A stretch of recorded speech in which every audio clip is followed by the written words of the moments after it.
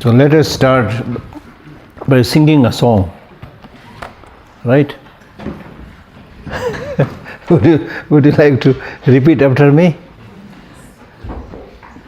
There is nobody, repeat this, there is nobody who will catch hold of my hand and throw into heaven. Similarly, there is nobody who will catch hold of my leg and drag into hell.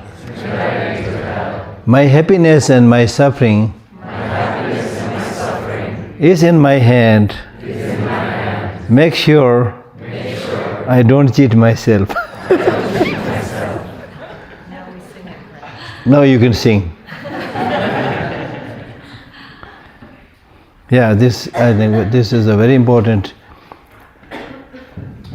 teaching written by a Tibetan master who says there is nobody who will catch hold of your hand and throw you into heaven, thereby any other higher state of well-being. Nobody can do that. Similarly, there is nobody who will catch hold of your leg and drag you into hell. Like in Tibet, hundreds and thousands of Tibetans were imprisoned by the Chinese government, but they could not control their mind. So people can imprison us physically, torture us physically, but nobody can touch your mind. So it is in this context that your happiness and your suffering is in your hand. Choice is yours. Meaning that if you have proper control over your mind, nobody can really torture you or make you suffer. This is a very, very important point. If you read some of the stories of people who experienced amazing problem, unbelievable problem in the concentration camps, and how some of them managed to come out alive is just a miracle. Read those stories. So it's really, then of course, how much you are able to tolerate or face a challenge is very much dependent upon how strong is your mind, how good is your mental training. I met one monk, Tibetan monk. I met several prisons, but one monk who remained in Chinese prison for 17 years. He knew His Holiness before they separated. So after 17 years of Chinese imprisonment, when he came back, His Holiness called him. And then His Holiness asked him, since you have been in the prison for so many years, on several occasions you must have faced great risk. Did you? And he said, yes, Your Holiness.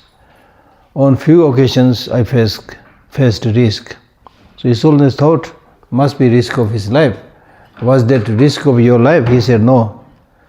The risk of forgetting compassion for the Chinese torturers.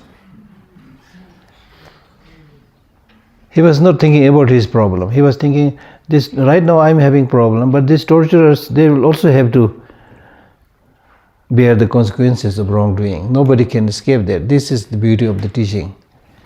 You see, you think you are the winner, you are the torturer, but there is what we call as the law of karma. You can't escape law of karma. You will have to bear the consequences of your wrongdoing. So he was worried more about these people, the torturers, suffering as the consequences of torturing him. So he said, I face the risk of losing compassion for the Chinese torturers. So this shows the training of the mind, you see.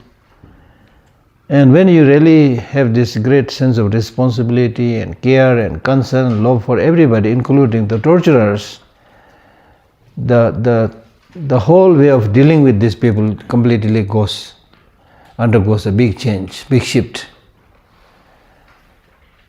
For example, with your beloved family members and children, because you love them, right?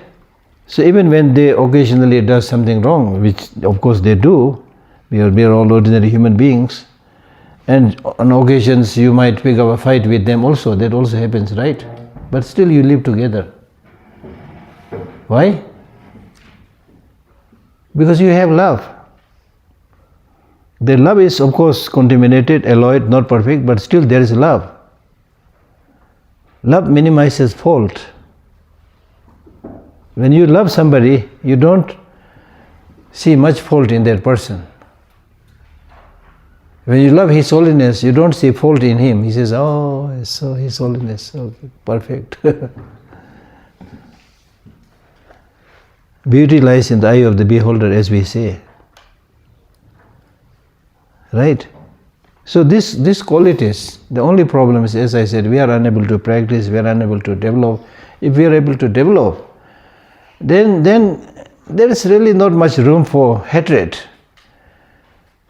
discrimination with all kinds of sentient beings, especially among the human beings. Because number one, we are all living on the same planet, doing our small bits of jobs here and there to earn livelihood and live. That's all, right? Right? And then one day we'll all go, die. So why so much fuss in between? Why this discrimination? This discrimination is there because we don't have the larger perspective, as I was saying this morning. We don't have the bigger picture, don't have the understanding. Right?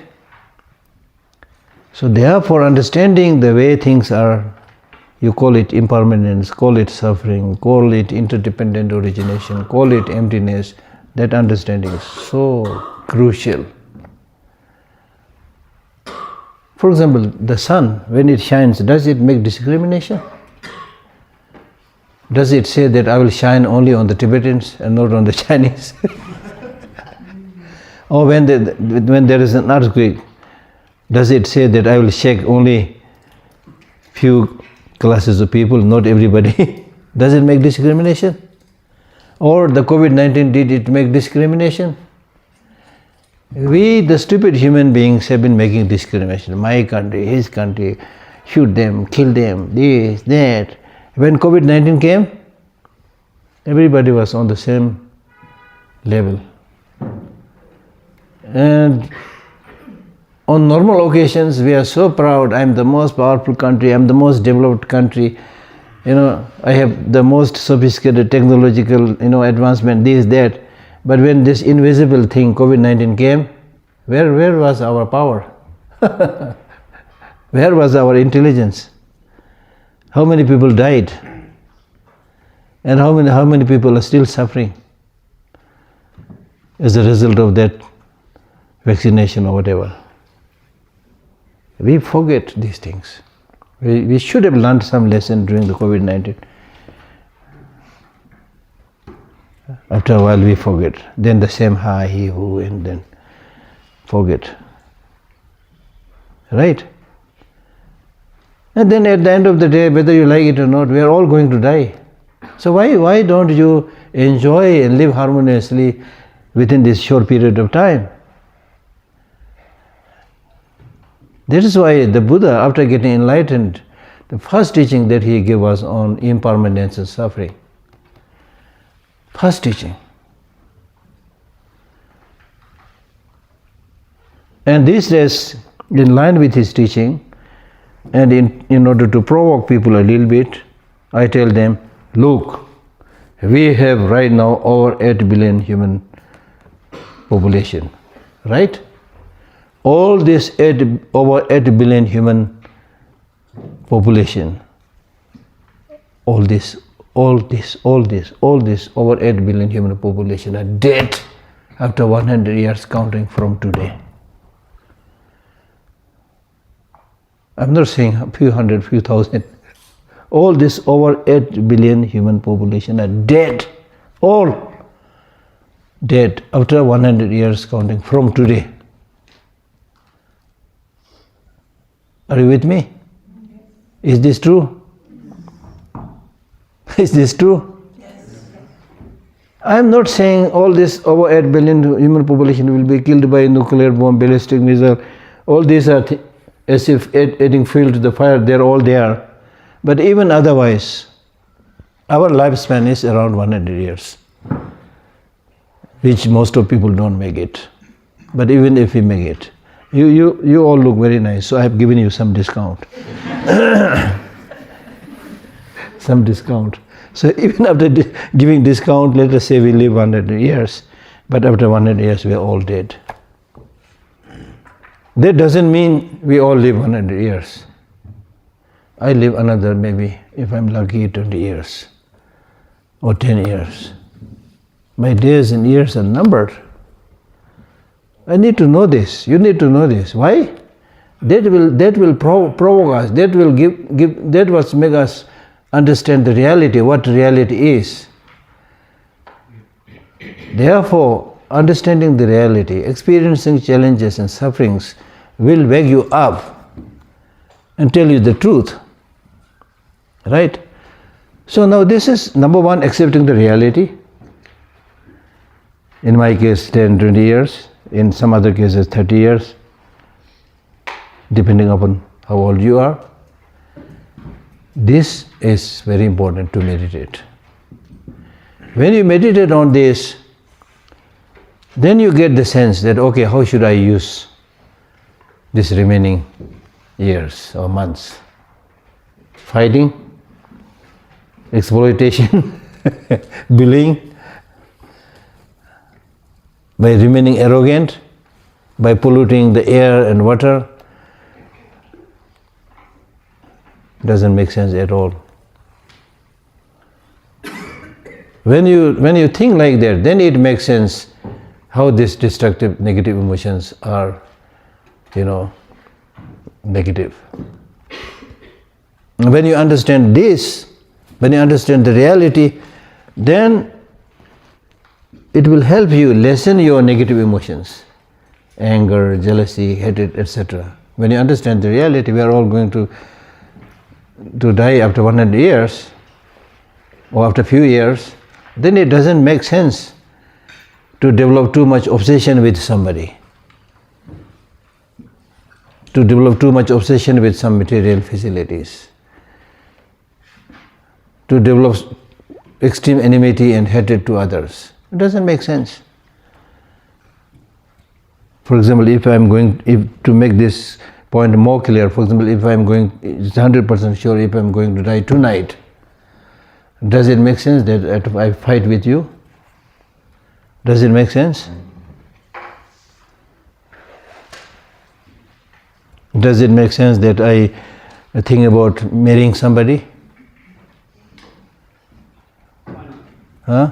It's an important part of life, right? Love. I'll catch you later.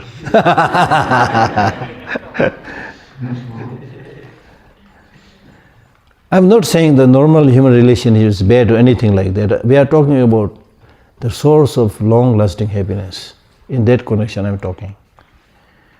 And I normally give this example. For example, how understanding the reality, way things are, help you develop positive emotions and help you reduce the negative emotions. For example, on this very table in front of me, let us say, this is not big enough, but let us say I have a big table in front of me and there are two elderly people, one woman, one man lying there. Both are over 90 years old, both are very sick and have wounds with pusses oozing out, blood oozing out, something like this here in front of me. Will I develop attachment to them? Saying that if you are a man, will you say, I want to marry this woman? If you're a woman, then saying, I want to marry this man, will you say something like that? Why not? They're gonna go soon. Huh? They're gonna go. Why not? Why not think? Because you're not biologically attracted. Huh? You're not biologically attracted. Biologically attracted. You're not. So whatever be the reason, I think you will not, unless you are a different bent of mind, for all those with sanity, they will not develop attachment to this. So negative emotions will not come. Probably hatred will also not come. Anger will also not come. But instead there is more likelihood of developing more sense of responsibility, concern, and little bit compassion. Who these elderly people are. Is there anybody taking care of them? Let's give them some water to drink, some food. Let's take them to hospital. Those things come. And we develop so much love for small kids. Why? Because we know their vulnerability. Not so much anger, hatred. You may scold them a little bit, but not so much deep down hatred, anger, because you see them, their innocence, vulnerability. That part of innocence, vulnerability is there with all of us. That's why Buddha calls all of us my children. We think I'm special, I'm very rich, I'm professor, I'm a Geshe. See how many people listening to me, I'm teaching. But Buddha says, come on, my child, little child. See. So therefore, understanding the way things are very, very important. Then you naturally develop this. Then we are living on the same earth. One small home actually. It's not just your small room, This earth is our only home. We are the family members. With those kind of bigger consideration. That's why in Buddhism it repeatedly talks about all sentient beings as mother sentient beings. So it doesn't matter you live 2 days, you live 2 months, you live 2 years. But unfortunate thing is, as I mentioned earlier, we have these 4 misconceptions. What is impermanent, we tend to see it as permanent. And then you start thinking that I'm going to live forever. Now you are thinking, so if I ask, are you going to live forever? Then of course you will say, no, I'm not going to live forever. But this is not what we think in our day-to-day, life, unquestioning life. We think I'm going to live forever. You ask this question to a very, very old man, 90 years or so, are you going to die? He will say, yes, I'm going to die. Are you going to die today? Today maybe not. That's the problem. Everybody thinks I'm going to die one day, but not today. And that continues until you die. And when that continues, then there is grasping of permanence. When there is a grasping permanence and plan to stay long, then you need so many things. And when you need so many things, then you need friends. The more friends you have, the more enemies also you have. So this is how we spend our life. And when you have some friends to enjoy with, some enemies to fight with, then you think, oh, life is colorful. Many people say, what? You want to become monk? So colorless. So if there's attachment, anger, jealousy, fighting, marriage, all these things, then there's a colorful life. So what is taught in Buddhism is not a colorful life, but a stable life. A life where there's not too much ups and downs. In our ordinary life, when we experience some problem, some difficulty, we just get completely deflated. Gubara hota na, gubara, deflated. When we achieve little bit success, we are over the board, over the moon, we get completely inflated, arrogant. Your way of speaking to people changes, your physical gesture changes, your facial expression changes, and then you think that you are the divine being here.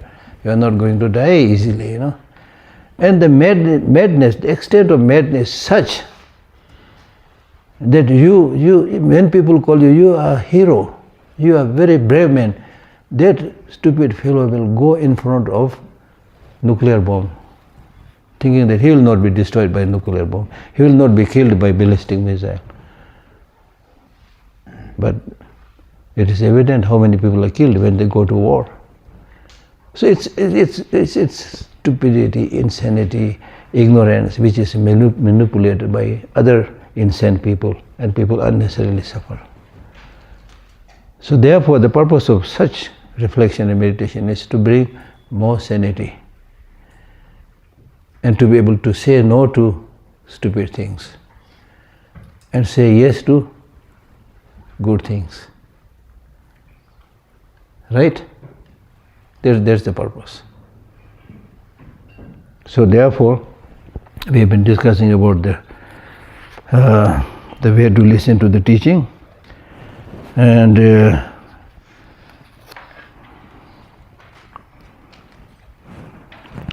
the next important point is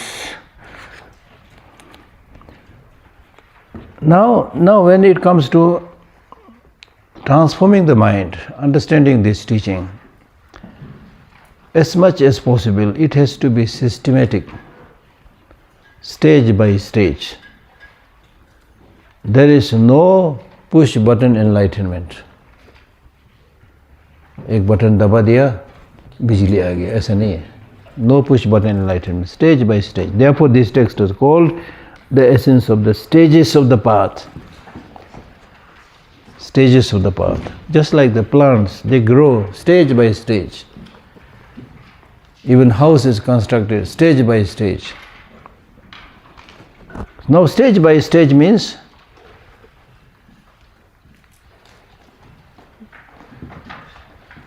unless you, when you do the spiritual practice, unless you first build the foundation, without building the foundation, if you try to overreach and try to do some tantric practice and so forth, it will be of no benefit. Right? So the foundation is, when you build the foundation, the few things. One, you need to get a good teacher. Now when it comes to getting good teacher, use your brain, use your common sense. Don't jump after some teacher because they are very famous. They are very famous, especially online or something like that. I'm not against people, who are famous, but not just by that. You should yourself go, listen to the teaching, and then if possible also judge the person. Just like marriage. You will not marry somebody because she has a good face or he has a good face. No, you will take some time, right? Many times we make a mistake and then later on divorce. It should not be there. With the teachers also, take some time. In some of the Tibetan text it says, judge that teacher for 12 years. That may be too long, but at least do some judgment. Number one, teacher should be somebody who can teach, obviously, who has better knowledge than you. The more important than that is, as I mentioned this morning, more important than that is compassion, who really has a sense of responsibility and concern for the, the students and the followers, whoever. That should be there, right? As I mentioned this morning also, I'm going to mention this again. Don't just rush after teachers without examining, because sometimes the teacher may be crooked. That's also possible. He may have learned many things. We all do. We all have learned many things, but that doesn't mean that we become good person. Unless you apply practice, you don't become a good person. And some teachers may be honest, but they don't know how to teach.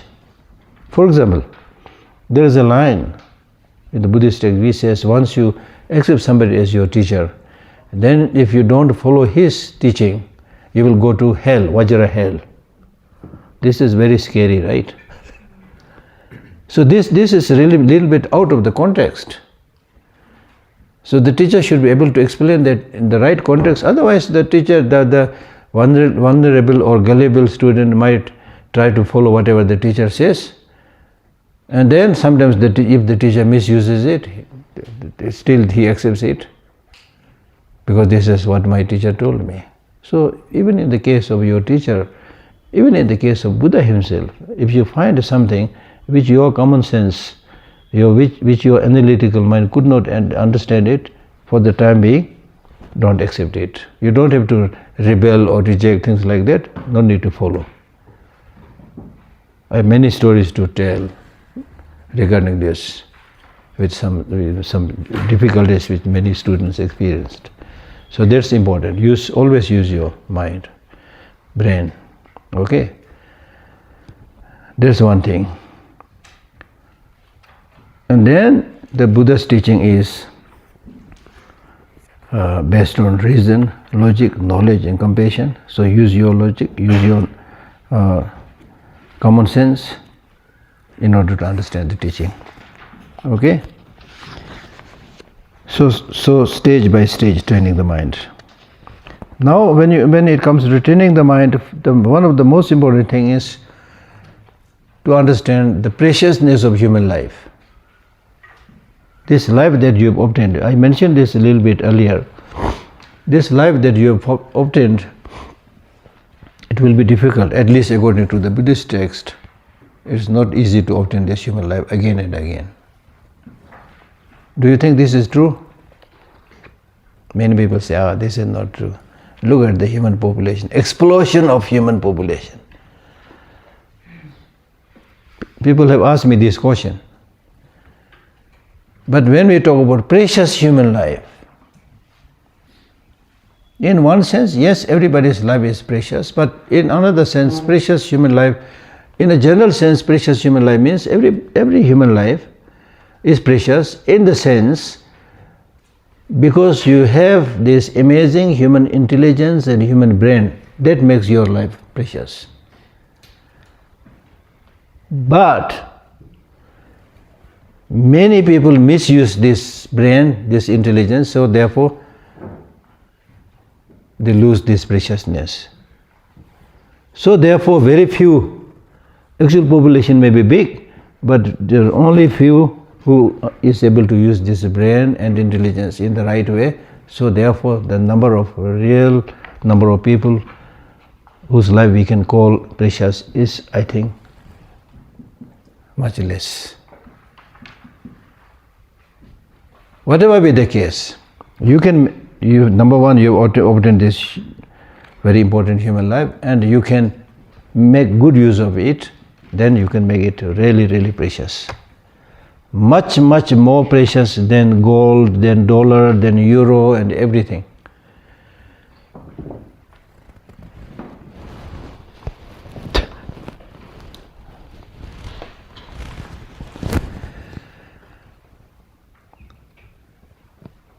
This is another important point. We always chase material resources, dollar, euro, gold, silver, whatever, and treat this as very, very important. But how many of us are treating these inner resources as the most important resource? So here we need to change our way of thinking a little bit. The external resources, there is no denying the fact that you need these external resources. But these external resources are physical resources, right? Be it water, be it mineral, be it forest, they are physical resources. Physical resources by definition are limited. Unlimited resource तो नहीं है, it's not unlimited, right? Please think about this carefully. So the point that I'm making is, how can we make unlimited material progress from limited resources? At least from my point of view, today people are living, all the governments are living in such a way as if there is no limit to the material resources. With this thinking, with this process of material development, the external material resources, be it forest, be it water, they are depleted.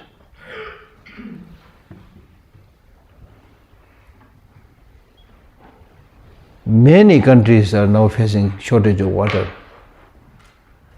It is not something that we should take lightly. It is a question of death and life. Many, if you just Google and see how many places are facing shortage of water. And then you can see the extent of pollution. How many people die because of pollution. This is because of unchecked material greed. And I very often cite Mahatma Gandhi's teaching. There is enough for everybody's need, not enough for everybody's greed. And it is definitely the greed that is destroying the planet today. So here also we are a small number here, but we should try to contribute towards lessening that greed, towards more contentment.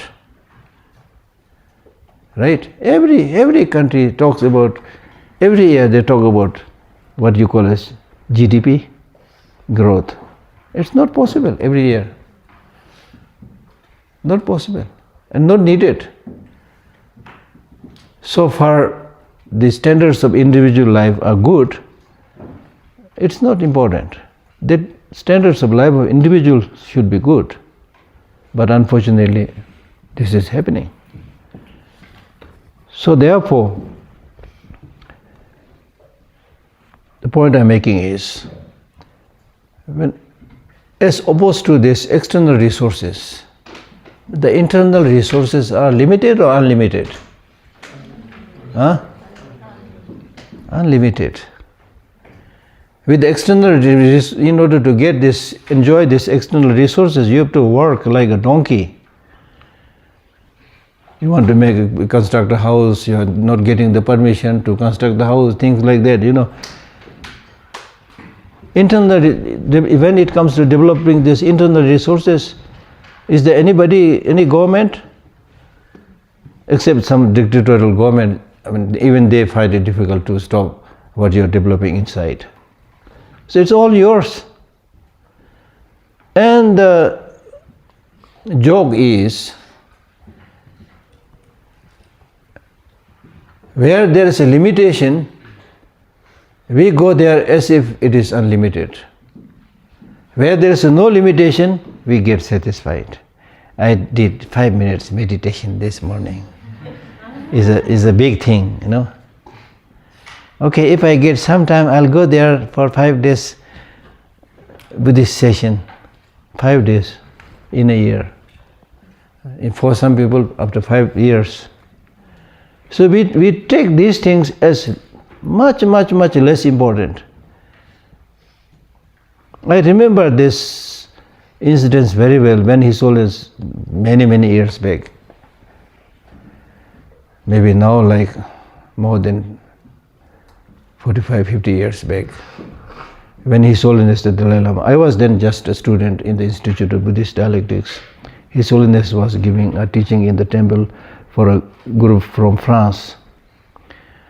So during the question and answer session, there was one French lady, she got up and she said, "Your Holiness, your teaching is very good, but in the West we are so busy.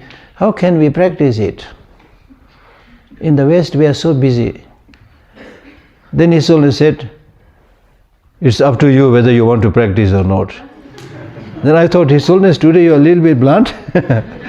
But he was not blunt, he was making the point.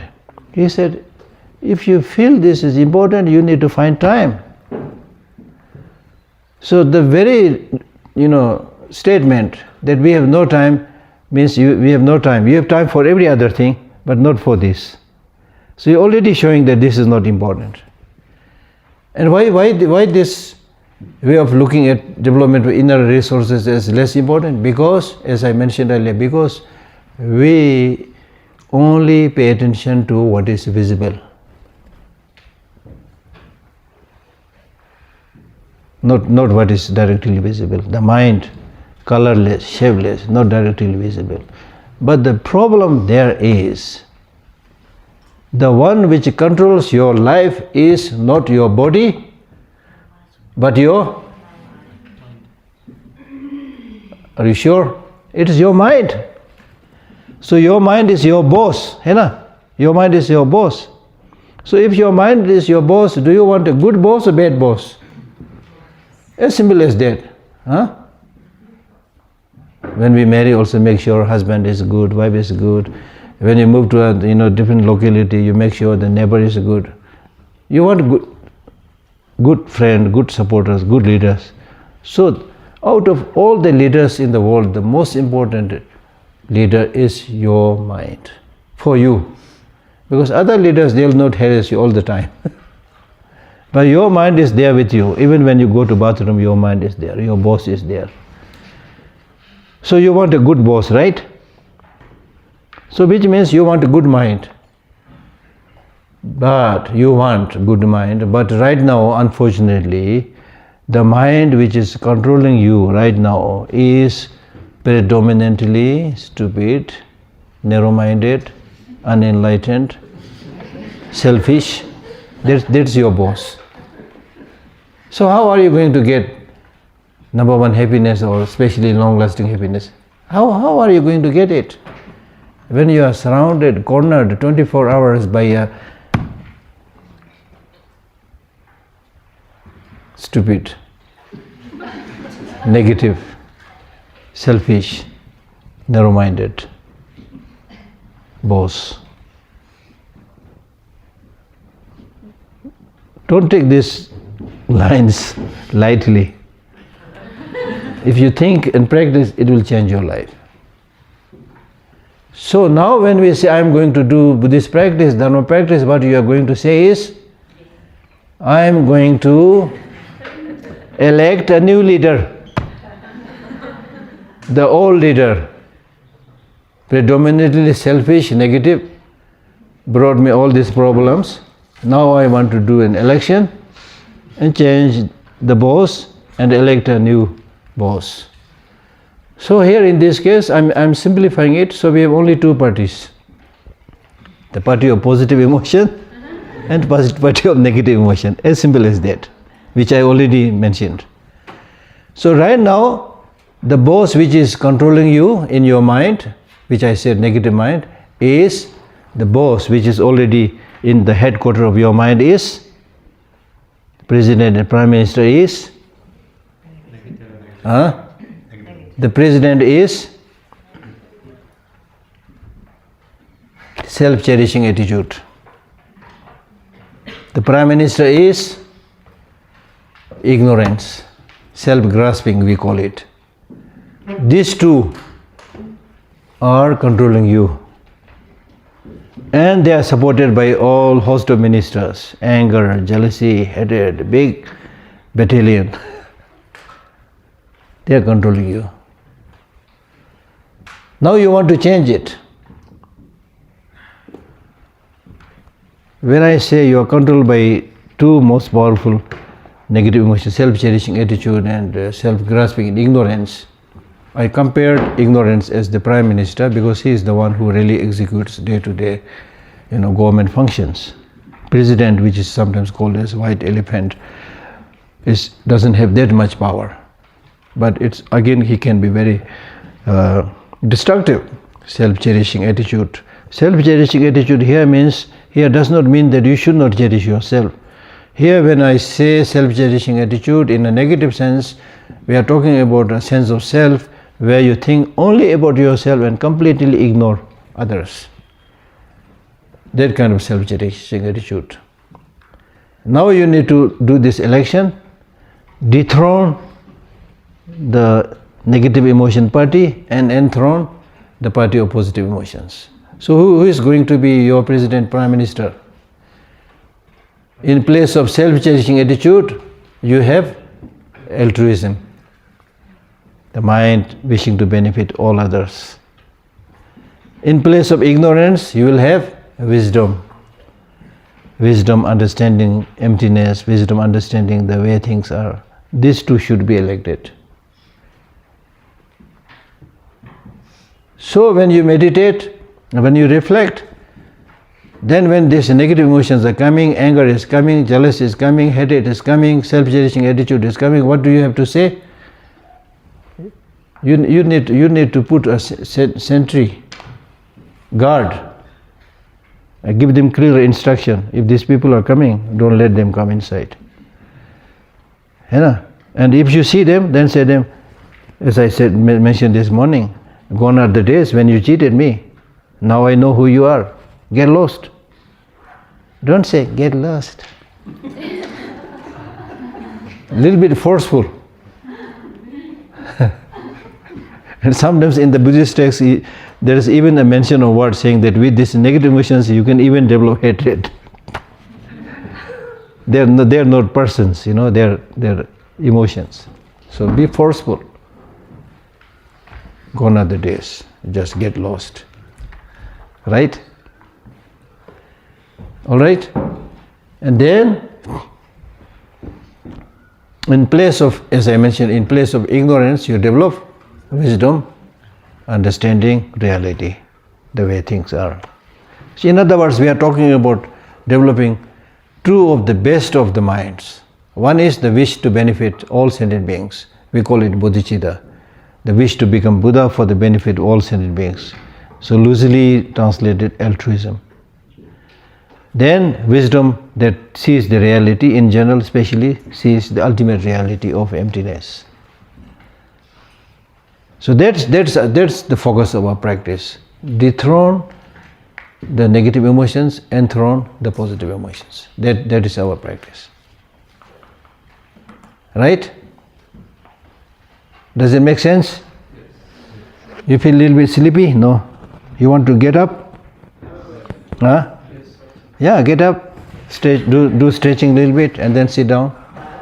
If you want, huh? Yeah. No, you can get up a little bit.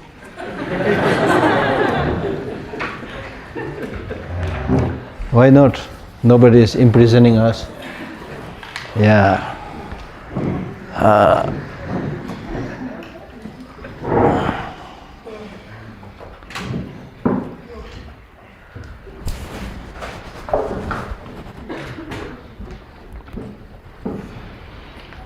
Get up a little bit. Good for your health.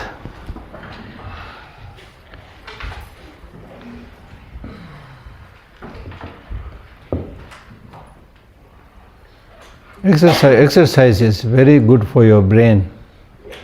So in a day, even if you have very difficult office work where you need to sit on the chair before a computer for long hours, these days it is suggested that even if you get up, even if you are unable to do a lot of exercise, just get up after every hour. Makes huge difference in your body.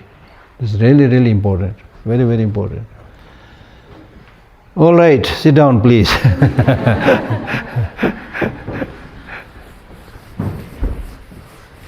I ask a question? Yes, please. You have a burning question? The narratives of hell and heaven Yeah. are the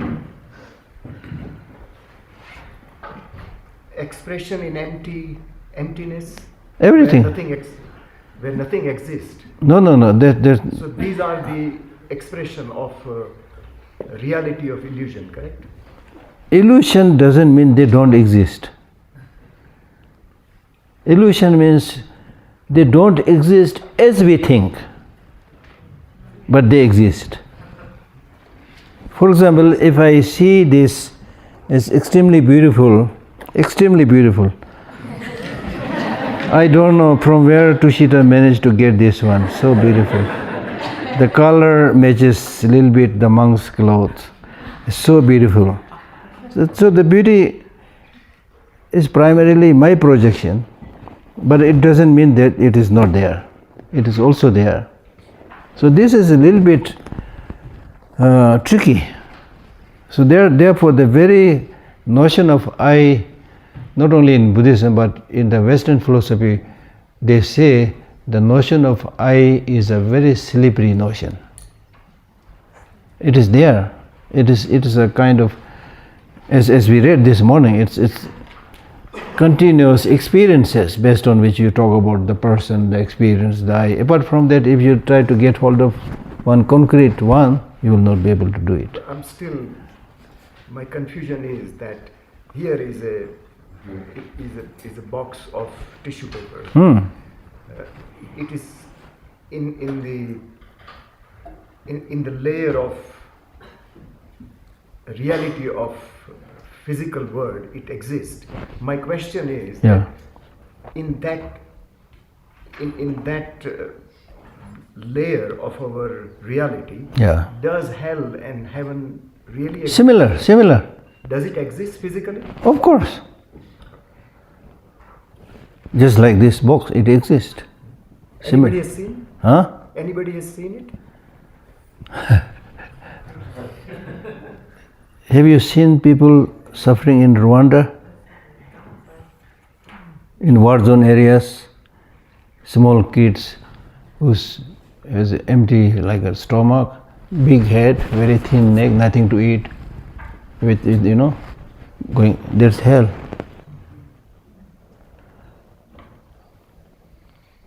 Hell doesn't have to be somewhere, special place where people are sent to punish. It's not like that. We do talk something like that, but hell and heaven primarily in your mind. There is a beautiful quotation by Shantideva in his Bodhisattva Way of Life where he says, "Who had prepared this burning iron ground?"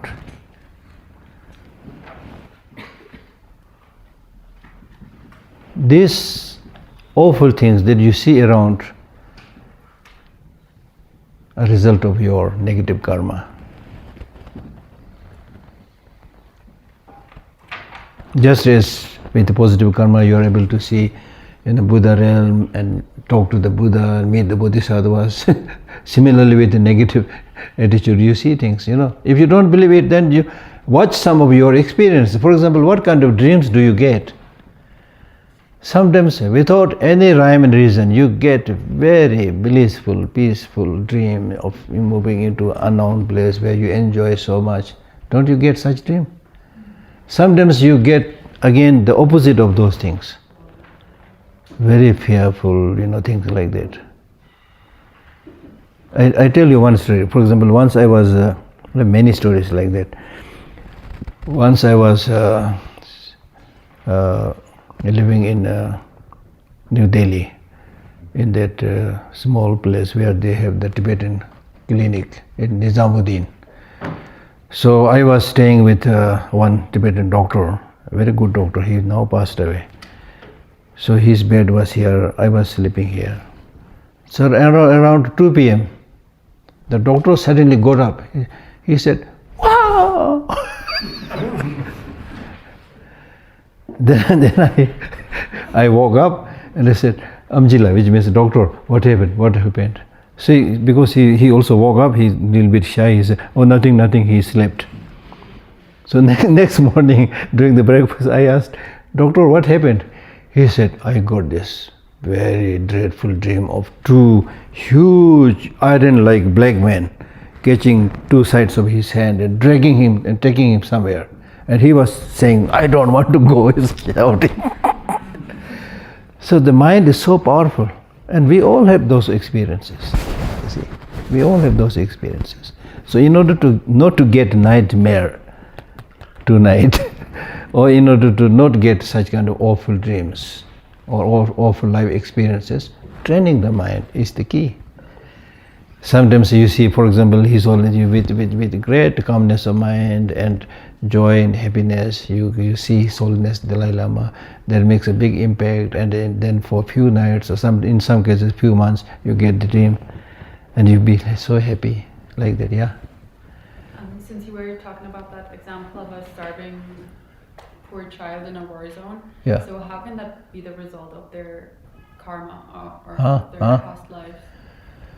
This is a very good question, but we don't directly say this is a result of your karma. This is like, kicking the person who is already fallen. So in a skillful way, we don't say those things. But generally speaking, you have to accept. Now karma means not just one thing, karma and condition also. So those situations, the difficult situations, maybe one's past life karma, maybe the inaction of the government, maybe the flood and other things. So many things contribute to that. But they definitely come from certain causes and conditions. Yeah. Okay. So, in the stages of training the mind. Now when we say training the mind, I don't know whether this word training is a good word. Transforming the mind, training the mind, anyway. Training the mind basically means making your mind attuned towards enlightenment. Taking your mind from negative emotions, transforming them into positive emotions. And therefore in those processes you need to develop awareness, mindfulness, meditation, contemplation, whatever you want to call it. All these things are needed. So now here, urging disciples to appreciate the preciousness of the life of leisure. That means not only you have got this human life, but you also have time. Preciousness of the life of leisure. So as I mentioned earlier, if you first of all you need to think a little bit about, use your common sense, think a little bit about the uniqueness of your human life. Its special capacity. Special capacity. Special capacity means eating, sleeping, having sex. Animals also do. I'm not saying you can't do those things, okay? But special capacity, the brain, the intelligence, which unfortunately remains unexplored. And it's understandable because our origin is animal. We were animals in the beginning. So we have inherited that brain. And because of this brain, then we are very good in developing, fighting and having sex. Animals do that. We have this brain with them. But that does not mean to say that we need to go like that. We need to not just remain as an animal, that we call ourselves human beings. So we really have to become real human beings. So in that case, training of the mind is precious. In order to train the mind, you need to know the preciousness of this human life. How many good things you can do with this human life, which animals, birds, other things can't do. And if you don't do anything good, then human life is a shameful life for me. Because for example, look at me, I'm using eyeglass. Have you seen birds wearing eyeglasses? Cows wearing eyeglasses? Cows riding cars and bikes? They don't. They lead a very simple life, live with the nature. They don't do pollution, things like that. They help removing the pollution. We have all these so-called facilities. And becoming the biggest polluter, contributor to problem, difficulties. So therefore we need to change that. Right? It's very important. Preciousness of human life. How to take advantage of the precious life of leisure. Leisure means you have time. Don't say you have no time. If you say I have no time, it means you are not interested. If you say you are not interested, I lose nothing. I'm not here to promote Buddhism or things like that, but it is one's own personal, laws that you will say I'm not interested. Because right now, when we are a little bit young and capable and have certain facilities, then we think this is it. Then you don't see the importance of these inner qualities. But as soon as you grow older and face difficulties and challenges, then if you don't have these inner resources, you are done. And we were able to see that clearly during the COVID. Many people suffered from this COVID-19, and those who have inner resources, they fared much better. Those who don't have that, many of them died, many of them had a huge problem. And even in my case, some people called me, Geshe, I am very scared. I'm feeling very unhappy. Can you please tell me what to do? Because they have nothing inside. Is the person with whom you have to spend your rest of your life is who? Yourself. The person with whom you have to spend whole of your rest life is not your husband, not your wife, not your relative, not your brother. They may be good, I'm not saying they are bad, they may be good, but they will not spend their whole life with you. They will not be there with you everywhere you go. You are wherever you go. Your mind is wherever you go. So if you set that right, with the right attitude, patience, confidence, and health, and happiness, and calmness, you are everywhere you go, you are successful. No problem. And most of the problem that we are facing today is because we are not able to take care of ourselves properly. Instead of focusing within oneself, we are always following the orders of others, what they say. Come here, go there, you go there. Like a zombie. You are not master of yourself. So you need to empower yourself. Understand your potential, your capacity, and be happy with yourself. If you are not happy with yourself, you cannot be happy with anybody. Be happy with yourself. I live alone, for example. I'm not saying I'm special, anything like that, but just telling my story. I live alone. Not because I'm a special practitioner, but I'm a monk, and then the situation, many things, I live alone. And I give this kind of talks and teachings and attend interviews, things like that. So when I say these things, many people start thinking, okay, he's talking so much about happiness and things like that, but he himself may not be so happy. Yeah. So number of people ask me this question, Geshe, are you happy? Are you really happy? Number one, there's a reason to ask this question, because I'm a refugee, kicked out from my own country, right? So they say, Geshe, are you really happy? I said, yes, I'm happy. How can you be happy? Are you not alone? See? So then in today's world, to be happy means should have a husband, should have a wife, should have kids. Not knowing that they give you some happiness and a lot of trouble also. But anyway, I'm not against that, okay? There may be many good families also. So the point is, don't you live alone? Yes, I live alone. So how can you be happy? I'm happy, I live alone, I have so many books to read, I have so many things to do, I cook for myself, wash for myself, I'm very busy, not much time to get distracted, And when I want to sleep, I sleep, nobody disturbs me. And I have a place to live, and things to eat. What else I want? I'm happy. This is not because I'm a special practitioner, but I'm telling you the situation. When you are in such a situation, then based on my own experience, I'm telling you that to be with oneself is a very good thing. And the problem with the modern world, or today's world, not today's world, before also it is like this, is the problem with people is they don't know how to live with others and also don't know how to live alone. This is big tragedy. Either with compassion, with love, with harmony, you should know how to live happily with others. If you don't know that, live alone. वो भी नहीं कर सकता, ये भी नहीं कर सकता, फिर कहाँ होगा?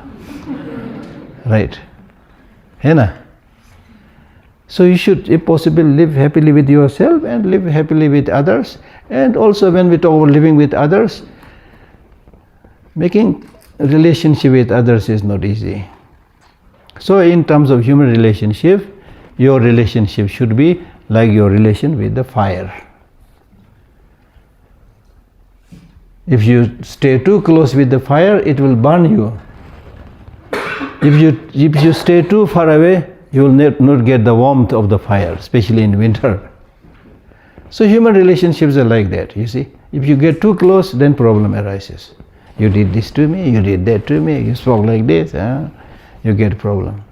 If you stay too away, then how are you going to help others? Right? So always there should be, as we say, the middle way. It's very important. Okay. So, recognizing the life of leisure endowment, considering the preciousness of life of leisure, contemplating the difficulty of obtaining a human life.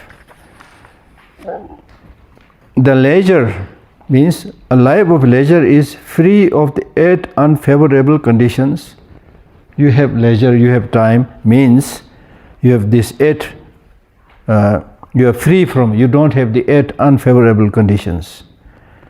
You have time, you can practice, because the three unfortunate realms, you are not born as an animal, as a being in the hell, as a hungry ghost. You are not hungry ghost, right? You are not animal.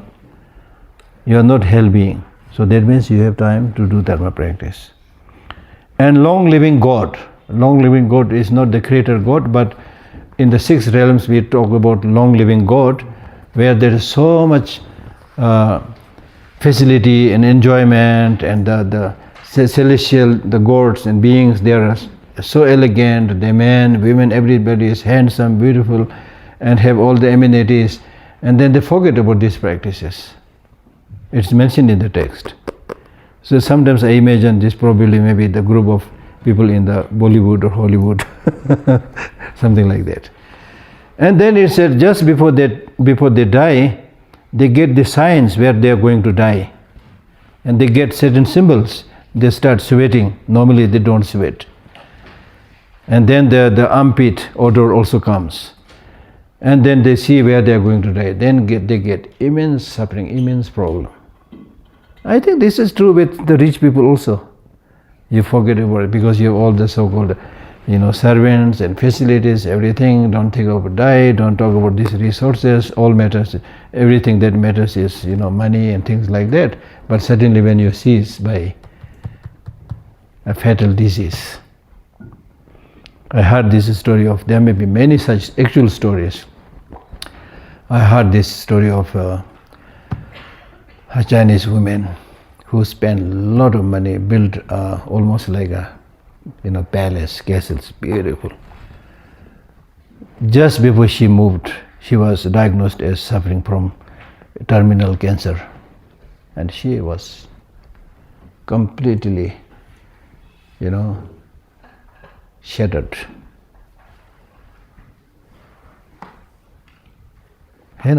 So it happens. So the gods also. So you are not God, right? God, of course, you are not, but you may not be extremely rich and completely confused with your well-being, power. I don't think anybody here in this case. So you have time to practice dharma. The non-existence of the Buddha's teaching. If you are born in a, now this is purely from Buddhist way of teaching. If you are born in a place where Buddha's teaching is not available, then how can you attend Buddha's teaching? You are attending. So you also have this opportunity.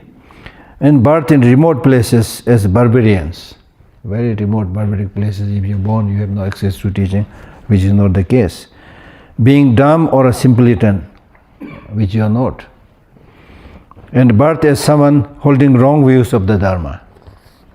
You are not holding wrong view. You may not know, but when I explain, you understand it. So that means you are attuned to the Dharma. So you have the time, you have the opportunity. So don't say you have no time. Next time, what I was thinking was, next time with this kind of practice, if you think I have no time, then you should also say, I have no time for breakfast. Don't eat. Can you do that?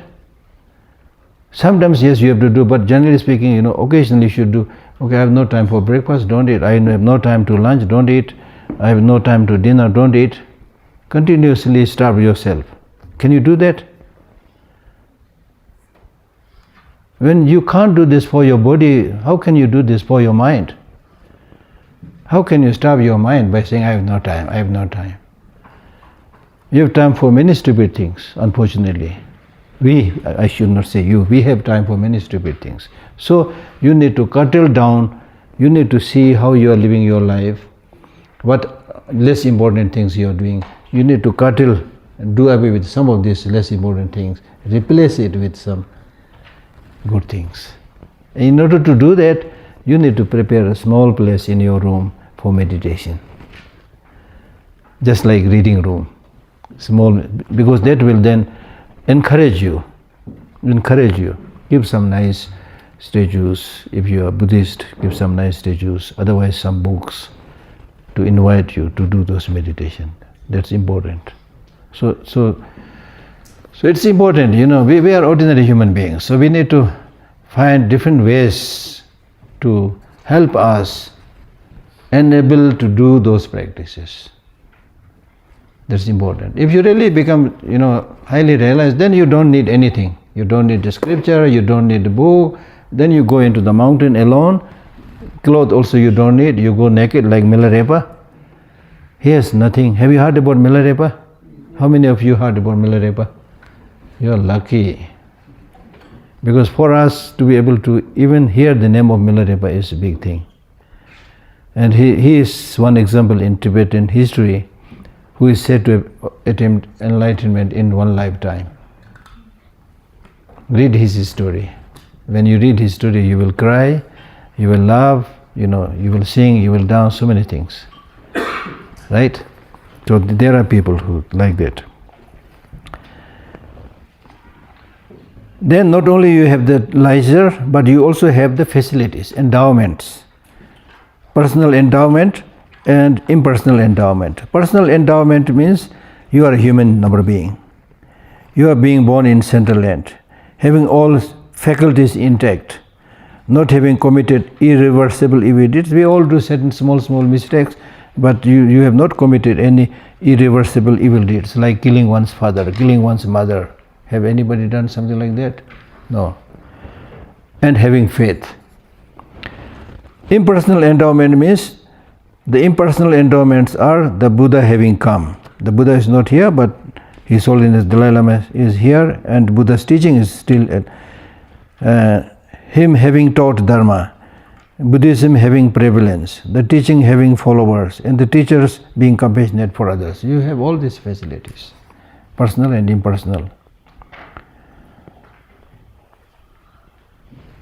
This human rebirth, having opportunity and facilities, can easily accomplish all the causes such as generosity, discipline, patience, that can obtain temporary goals such as the 3 higher rebirths, wealth and attendance, as well as the ultimate goal of enlightenment.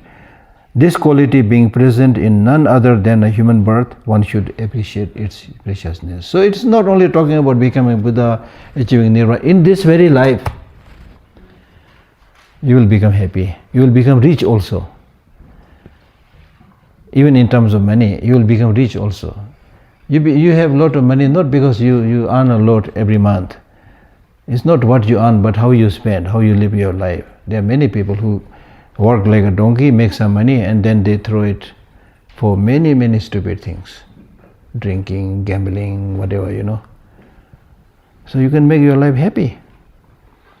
Minimalism, as they call it these days. Right? You're happy. Right? There is a story in Nagarjuna's text called Letter to a Friend. Nagarjuna, very famous Indian teacher, he wrote a letter to his friend who was a king. You should read those books. So here he talks about this accumulation of wealth. He says, yes, you need wealth, but if you have more than what you need, it will become a problem. It will become the focus of the thieves, the robbers. And he gives example by saying, the king of Nagas, which basically means king of snakes, serpents. The king of Naga is said to have many heads. The ordinary Nagas or snakes, they have just one head. So comparing to those snakes having one head, the king Naga having many heads looks grand, right? He's said to have 5 heads. But the problem is, the more head you have, the more it is susceptible to injury. This head may be okay today, but this head is not okay.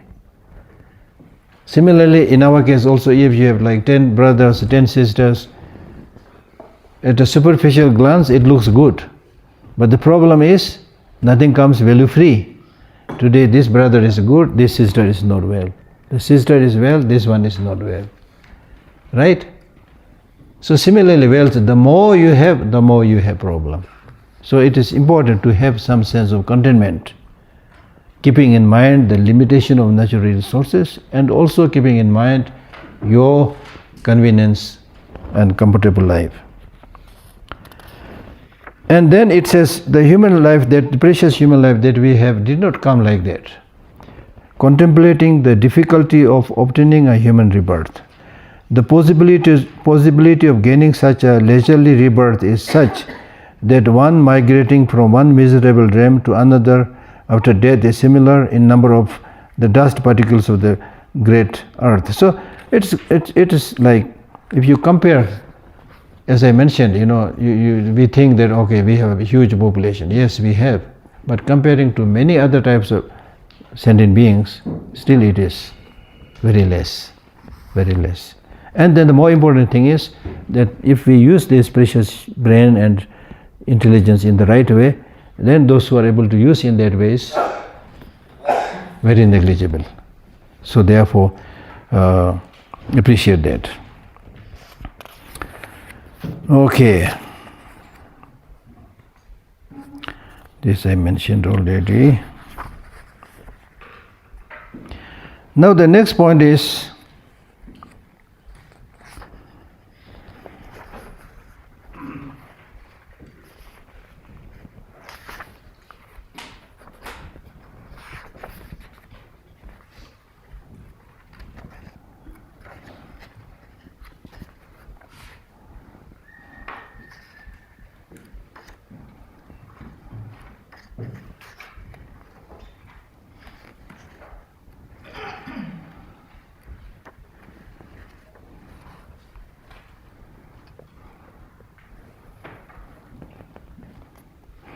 okay, the next point is, although we have obtained this very precious human life, how long this is going to last? As I already mentioned, it's not going to last very long. So, while you have this opportunity, and especially while you are young, when the time to do Dharma practice is when you are young, when your energy is strong, when the flow of the wind and the blood circulation, when everything is good, that is the time to do Dharma practice, especially some of the tantric practices, yogic practices, right? So don't think that these religious practices should be done when you have nothing else to do, when you become old and unable to look after your family life. Many people think like that. That is wrong. Okay. So the point that I was making was that although this is very precious, but it is not going to last long, right? So therefore, because it is impermanent, therefore now next thing is you need to think about the imminence of death. Contemplating the inevitability of the end of the present life shortly, not very long. Why? 4 parts. Number 1, the defect of not contemplating. So therefore, there are 4 points that you need to contemplate. Number 1, the defect or fault of not contemplating the inevitability of death. Although everyone has this feeling that ultimately we are going to die, each day we still have a defensive inner mind that says, not dying today. Not dying today. As I mentioned earlier, not dying today. Not dying at least this time. And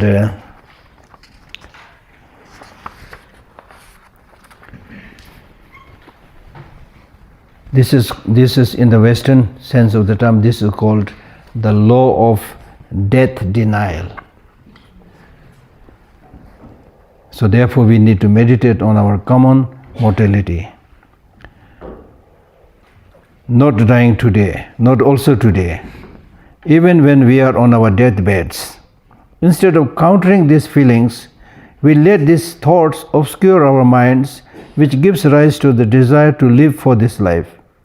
It does not allow us to analyze future lives, liberation, enlightenment, or any other bigger matter, and it therefore prevents the development of the thought of spiritual practice. This way, even if hundreds of acts of listening, studying, and meditation are performed, the merits accumulated from this will only serve this life, not for the long future lives. Distracted by gossip, we should find out how much time we spend gossiping, idle chatter. He went up, she went down, Distracted by gossip, ignorance, food and drink, etc., one cannot carry out the proper practice, and every virtuous deeds will not last long. Our hope for a long life brings an immense desire for wealth and fame, and suspicious of obstruction to our acquisition of them will make one hostile. Not knowing the defects of these desires, will generate ignorance, and this breeds a stream of afflictive emotions such as pride and jealousy and other extremely afflictive subsidiary delusions. Moreover, one will accumulate many negative actions such as the 10 non-virtuous deeds, the 5 heinous crimes, the misdeeds of abandoning the Dharma and the like. This will drag one to intense suffering such as rebirth in the lower realms. There is a old Indian story of a gentleman who lived 1,000 years. So when he completed his 1,000 years of life, the messenger of death came and he said, "You lived too long. You are now 1,000 years. You need to go." And in the course of his 1,000 years of his life, he had married 100 women who bore 100 children. So to the messenger of death, he said, "Yes, I know I am 1,000 years old, but I want to live." This is what we all think. I want to live. I want to live. So in place of me, take one of my children. He tells this to the messenger of the death. Then he goes to the eldest one. He also says the same thing. Go to the next one, go to the next one. Then finally he goes to the youngest one who was only 16 years old. You know what this 16-year-old boy said? Very happily he said, yes, I want to go. The messenger of death was surprised and shocked. How come that your father don't want to go, all your elder brothers don't want to go, and you are so excited, why you want to go? He said, if my father and brothers, having lived so long, did not get anything, I don't think I am going to get anything. So this is the story. So we have this desire to live long, but just by living long we don't get anything, as I just read. You see? And with this desire to live long for mundane activities, enjoyments, you don't do your spiritual practice properly, right? And then you go empty-handed. Second point is the benefit of contemplating the inevitability of death. If one can develop a genuine contemplation of the inevitable nature of death, even if one is going to die today or tomorrow, someone with a modest knowledge of the Dharma will see no use in clinging to loved ones or material wealth. See, someone with a modest knowledge of Dharma, even with someone with a modest knowledge of Dharma, will not see no use in clinging to loved ones or material wealth. So here we are not saying don't love your brothers and sisters, don't love your husband, wife. We are not saying that. Clinging. Love everybody. Unconditional love, not business love. Unfortunately, the most of the love that we talk about is business love. I love you so long as you love me. Business love. This is not what is taught in Buddhism. Buddhism is talking about unconditional love. Whether they love you or not, I love you because I know you need love. I know you need support. Right? So therefore, with this kind of knowledge, you will love everybody, but no attachment, no clinging. This is very important demarcation. Love, as I mentioned with the human relationship, love a little bit from a distance, something like that. It's very important.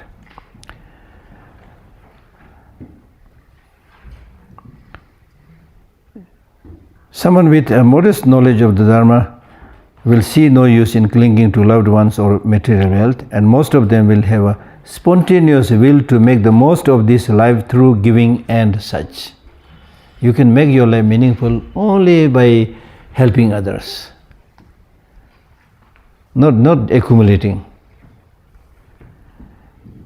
There is nothing of greater value than seeing worldly concerns such as fame and riches as meaningless, as chaff tossed in the air, or as a source of deception, and instead engaging in positive activities. So all this worldly fames, praises and defamation, all these are meaningless.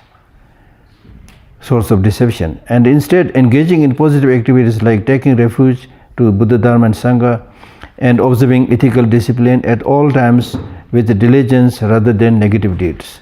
This way, what can be more meaningful than reading oneself of the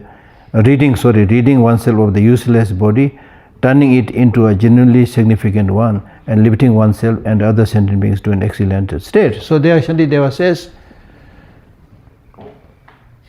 if you hire a servant who does the house, chores, right? Will you let that servant relax and take tea and eat food and take the salary and do nothing? Will you keep such a servant in your house? No. That is exactly what Shantideva says.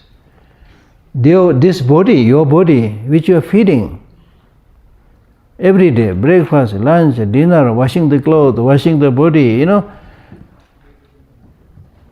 after serving this body so much, spending so much time to serve this body, make this body useful. Just as you would not give any gift to the servant who does not do any work. So this body, if it is not doing any useful, positive, virtuous practices, why you are feeding this body all the time? That's what Shantideva says. Therefore, contemplation on the inevitable nature of death is the great gateway towards eliminating all delusions and demerits of wrong deeds and achieving all positivity simultaneously. Third, the kind of mind necessary to generate contemplation of the inevitability of death.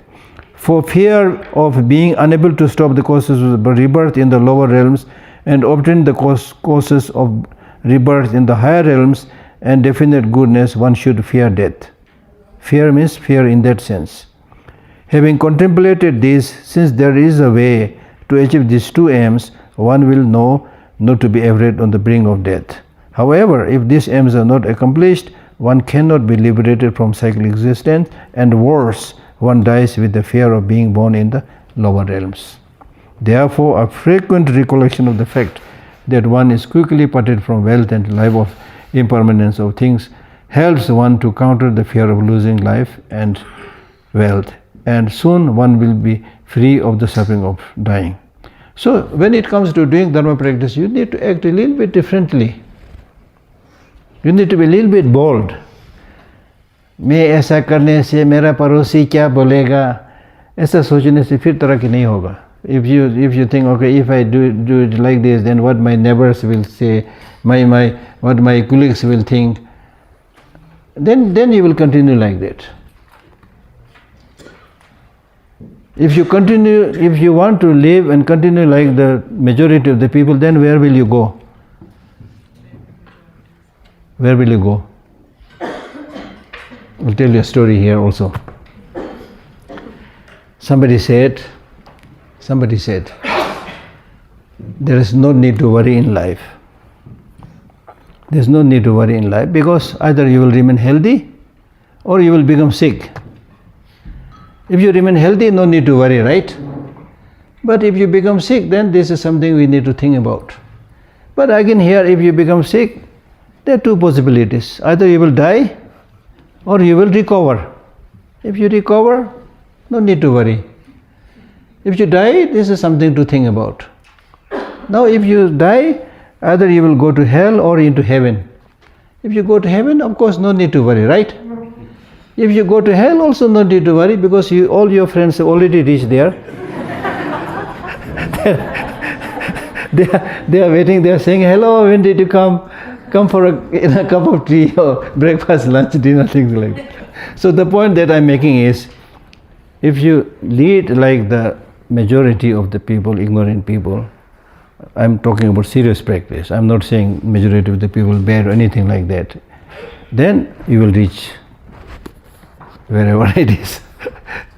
So there's the thing. So if you really want to do something differently, you have to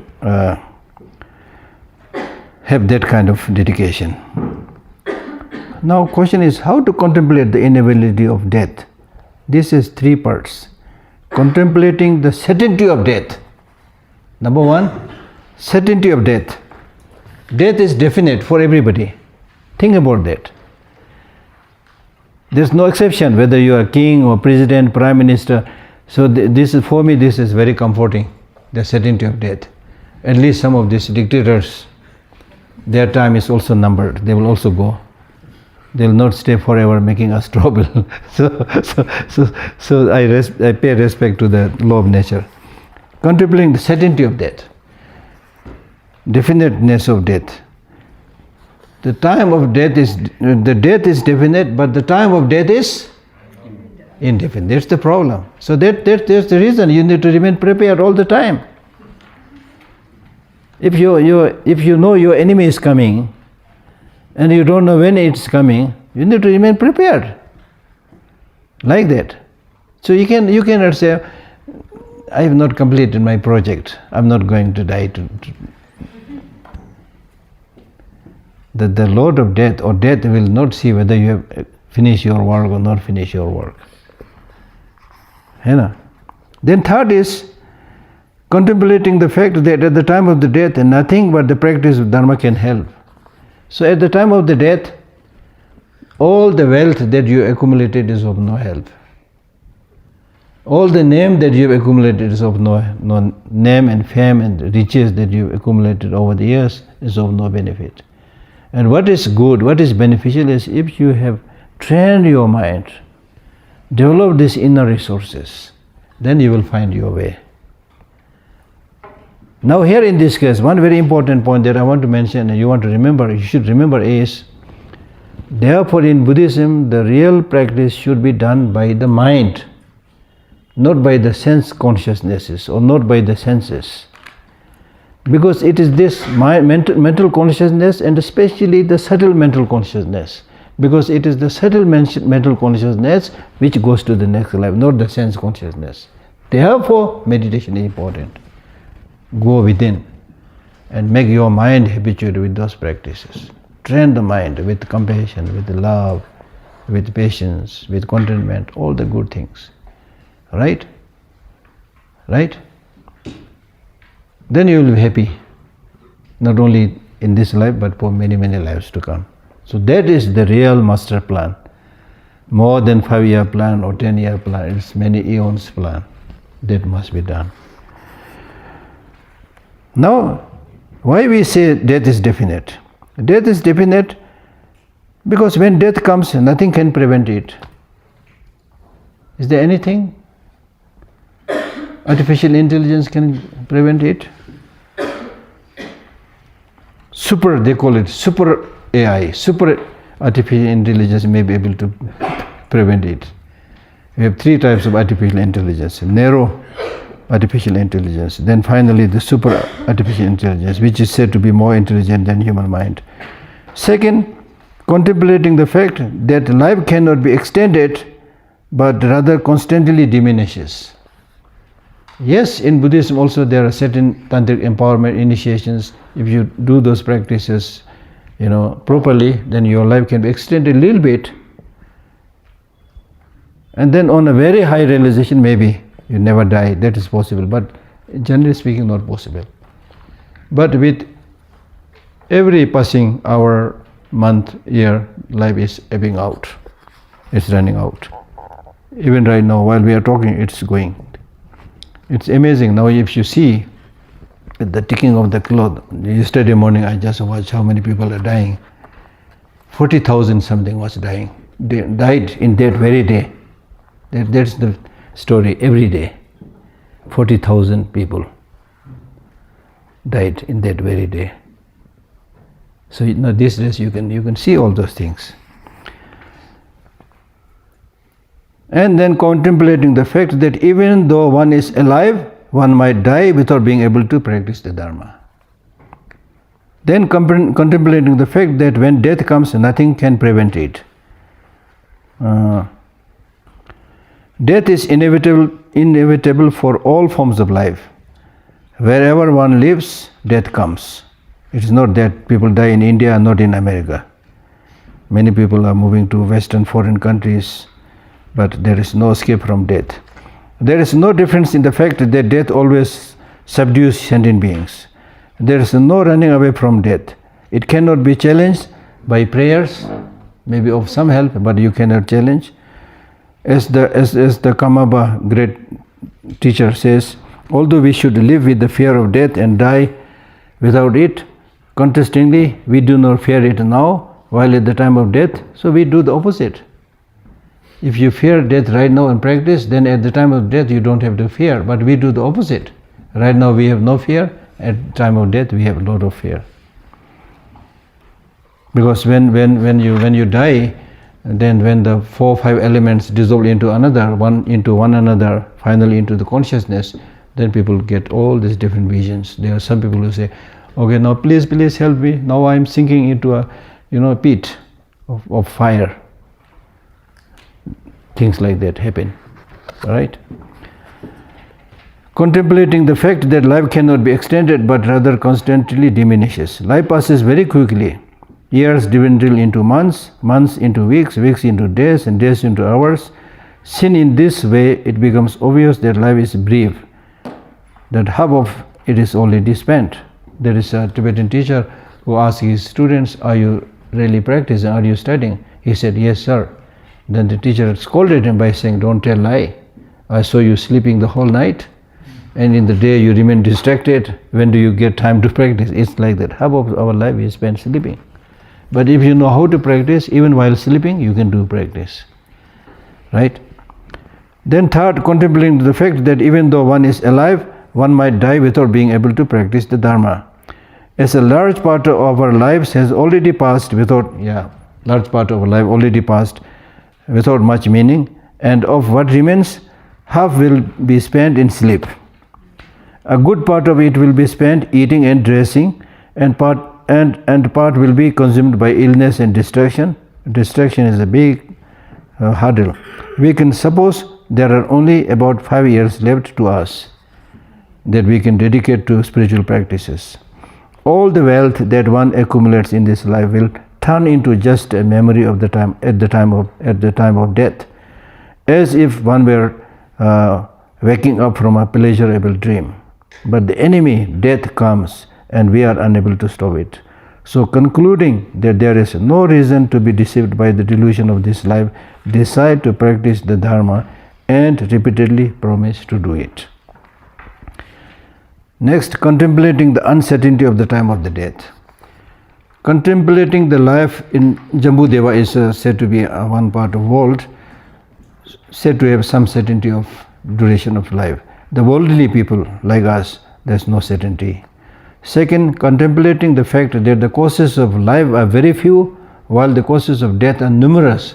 Now, for example, in today's world, we live in a time of great science and material technology and material facilities, and we do say, people have prolonged their life, right? Prolonged our life.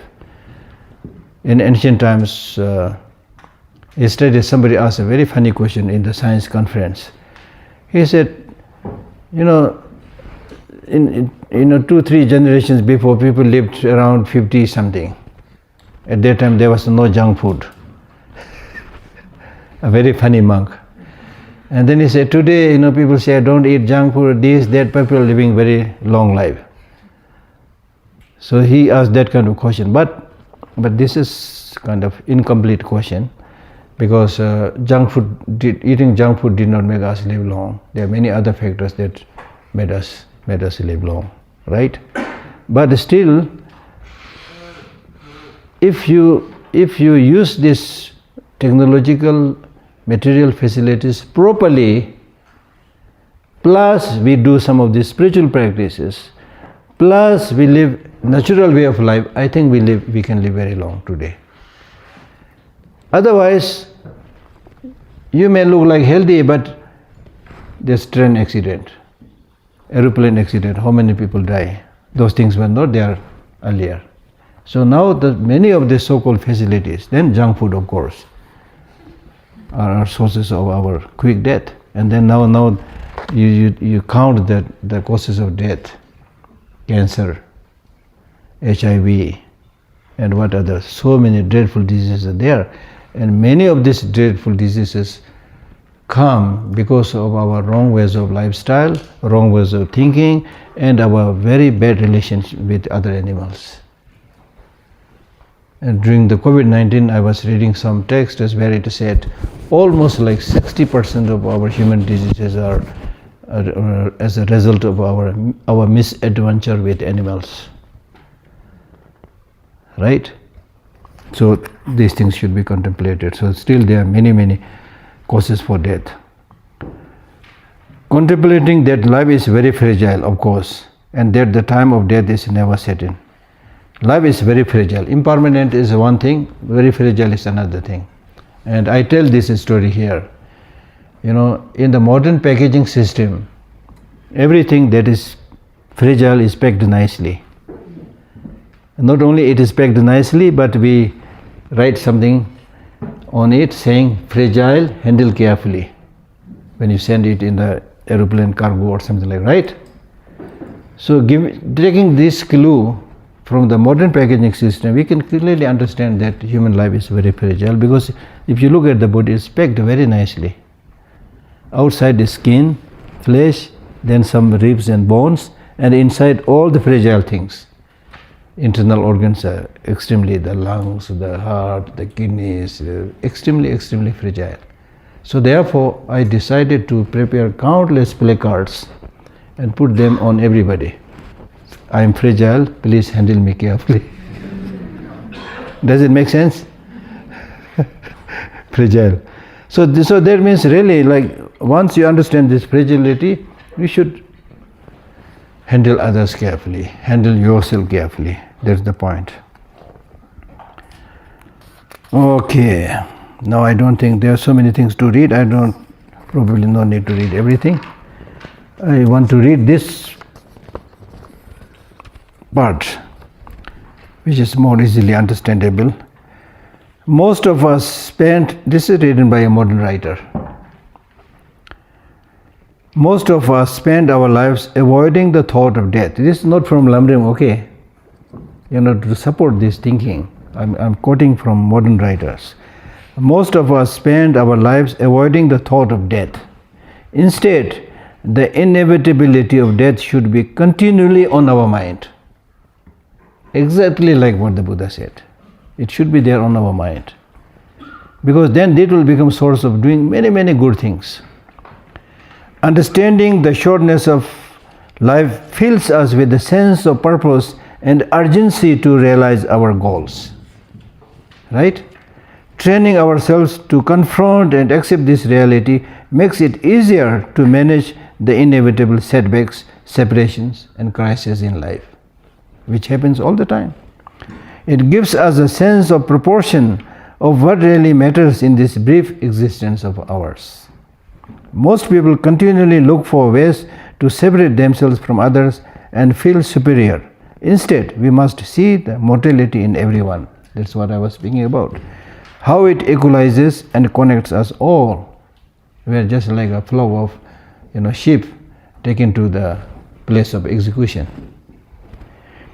By becoming deeply aware of our mortality, we intensify our experience of every aspect of life.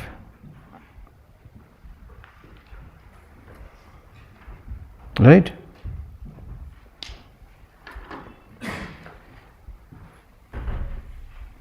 The greatest obstacle to living is expectancy, which hangs upon tomorrow and loses today. The whole future lies in uncertainty. Therefore, live immediately. Live in the present. These are some beautiful comments. Okay. So some questions, few questions. Not much time is left. Yes. Is there a thing called untimely death? Huh? Is there a thing called untimely death? Yeah. Because with the death, people can die because of consumption of merit. People can die because their lifespan has come to an end. People can die because of accidents. Right? because death can come, as I mentioned, because of the span of life has finished, that is one thing, but there are many factors, contributing factors like accidents, eating wrong food, things like that. So that we call it untimely death, because you can actually live longer, but because of your unhealthy way of life, you die untimely. Yeah. Buddhism prescribes a critical attitude, right? Huh? To everything, use your logic, your analytical mind, and don't take the teachings at face value that the Buddha himself said, like, test this for yourself. Yeah. Why should anybody subscribe to the notion of karma in that regard? Like, is there any evidence there that, Yeah. Here you need to understand the meaning of karma. Karma basically means action. So whatever acts or actions you do, you will get similar result. That's karma. So that's not necessarily obscure, something you can understand. For example, if you want something, paperwork done by tomorrow, you need to work today. You need to take that action, and tomorrow you'll get the paper or something like that. So there are many different. So this is a good question, because many people think karma has a fatalistic notion that your fate is determined. That's not the case. Karma means action. Your today's action will affect tomorrow. Your morning's action will affect evening's experience. Okay? Yeah? but it extends to other lives as well. Other lives as well. Yeah. Other lives as well, because you do so many actions and leave an imprint. They remain dormant in the mind, and with the passage of time, depending upon which powerful conditions are encountered, so sometimes the result of some actions bear fruit fast, some takes many lives. Okay? Yeah. So if there's no fate and we have control over our karma through purification and these kind of things, how is it that an omniscient Buddha can see our future if we are the ones that can change it in any moment? We are the ones what? Like if I can change my karma, Yeah. how is it that a Buddha Yeah, Buddha knows that this guy can change his karma.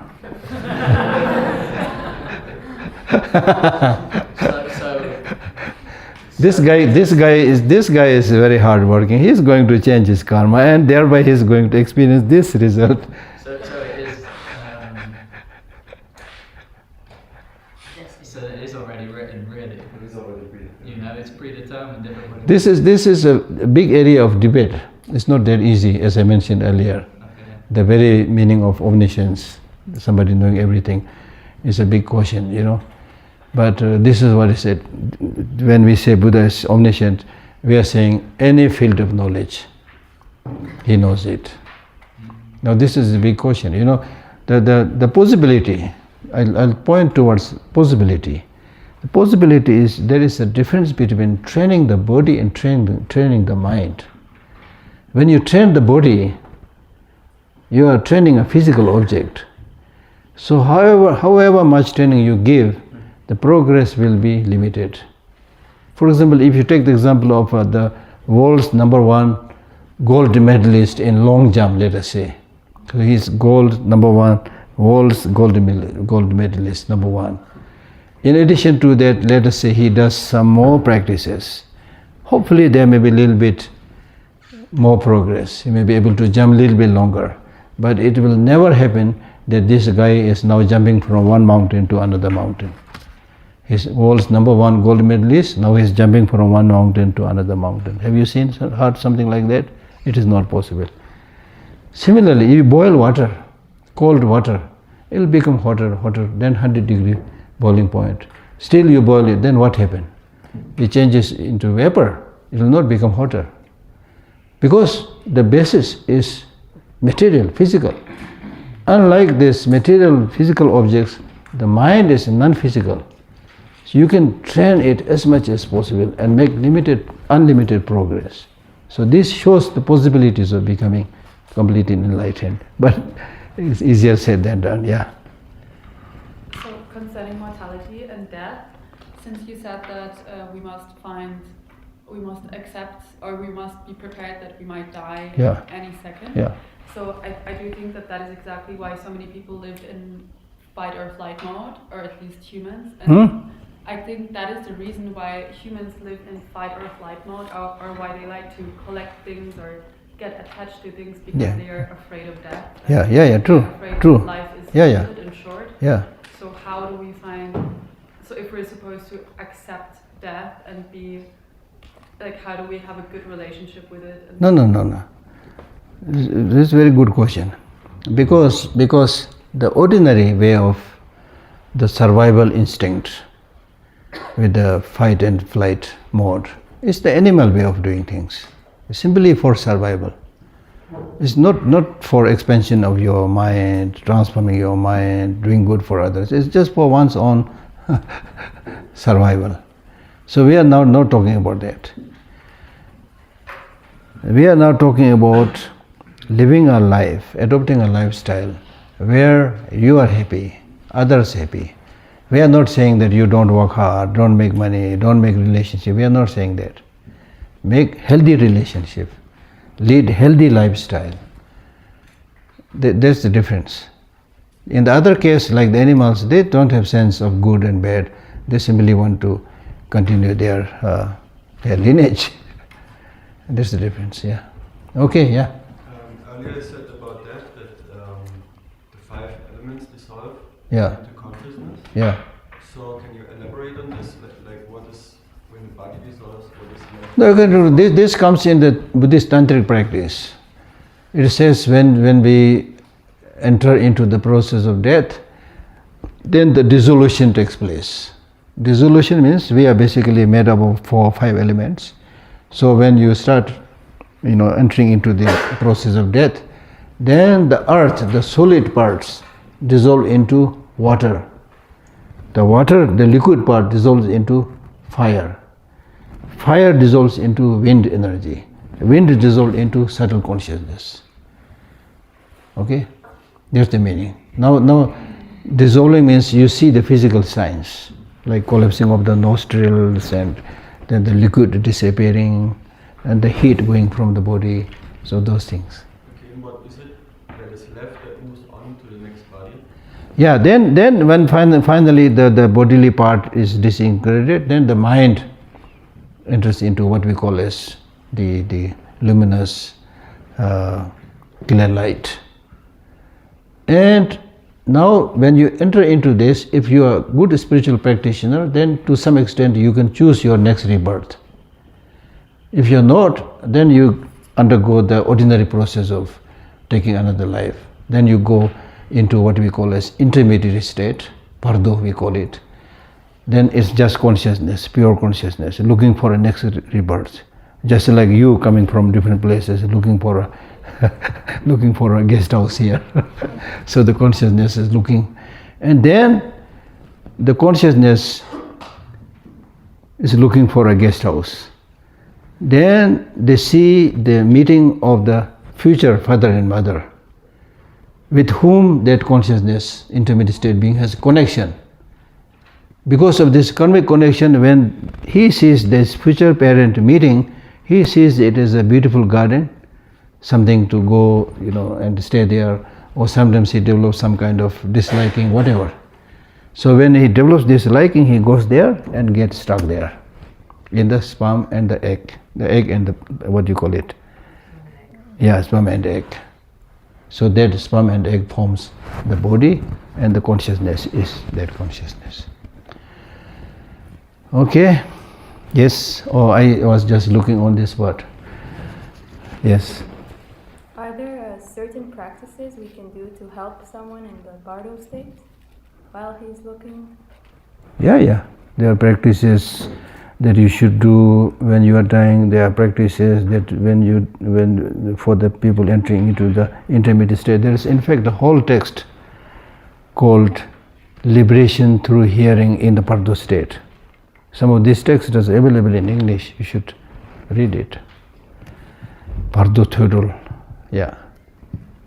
Yes.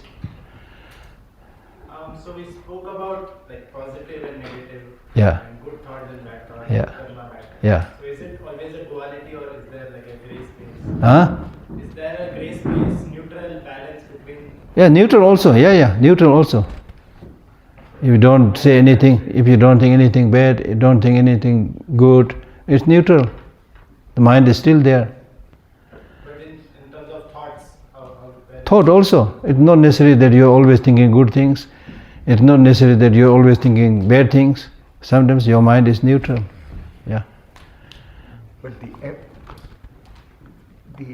the reality of emptiness Yeah. is beyond all these gunas, right? Those gunas like No, it's not. No, it's not talking about good, bad, anything. Emptiness is just the way things are. Reality, like for example, impermanence is nothing good, nothing bad. It's the way things are.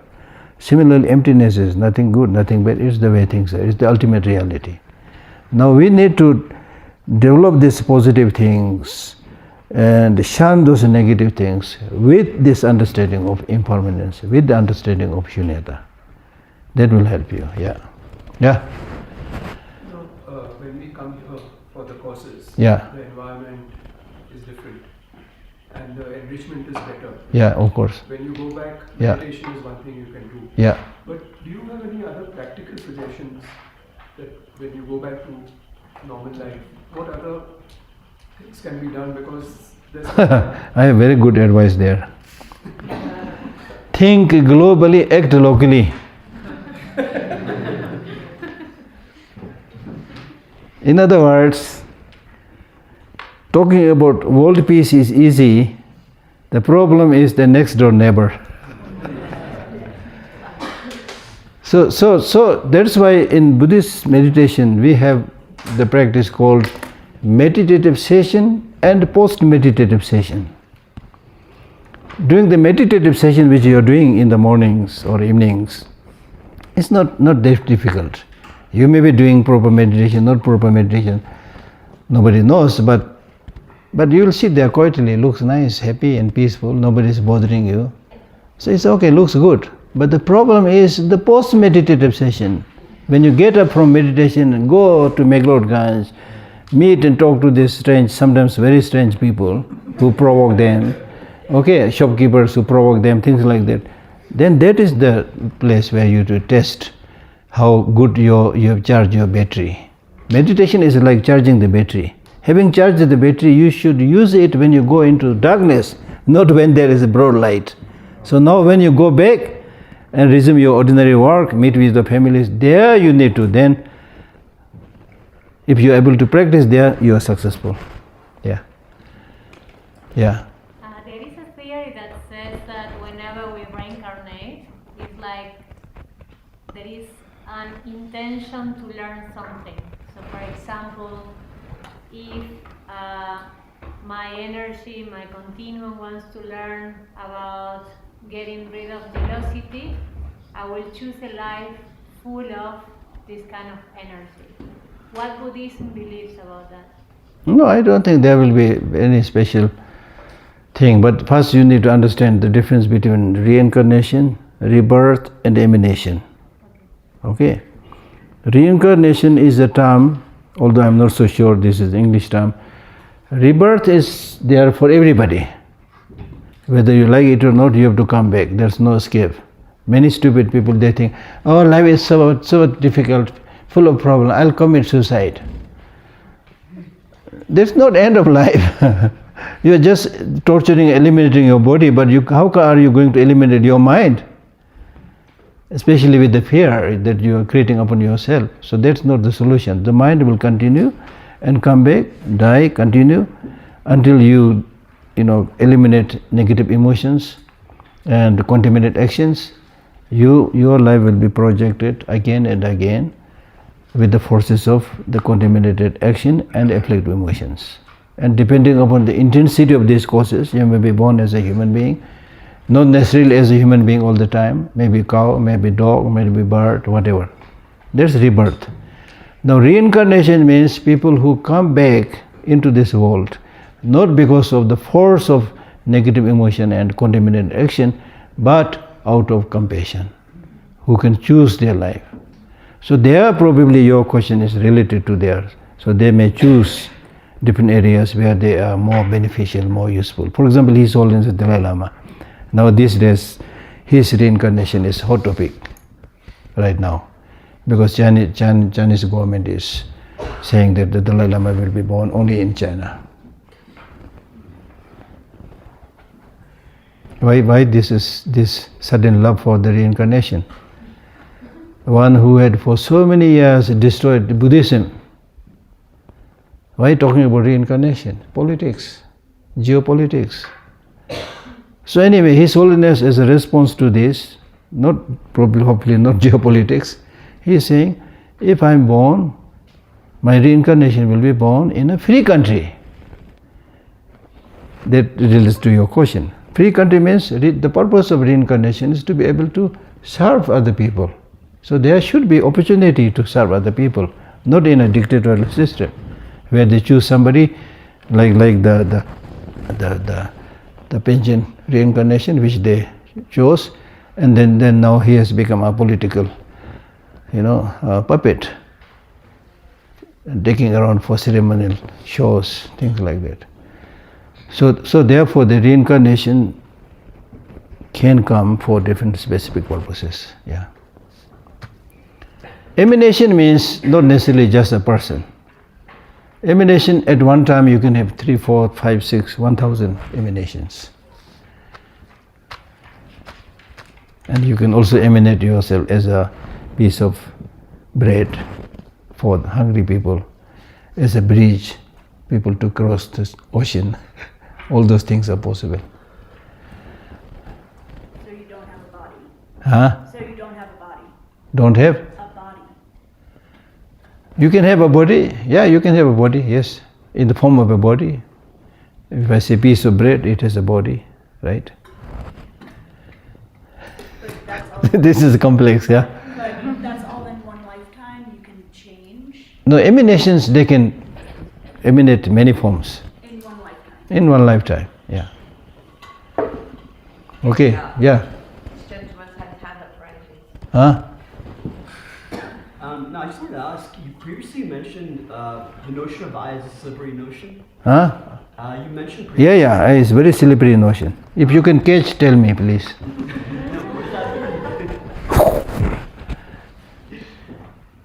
The slippery notion means, for example, are you seeing Geshe Lhakdor talking?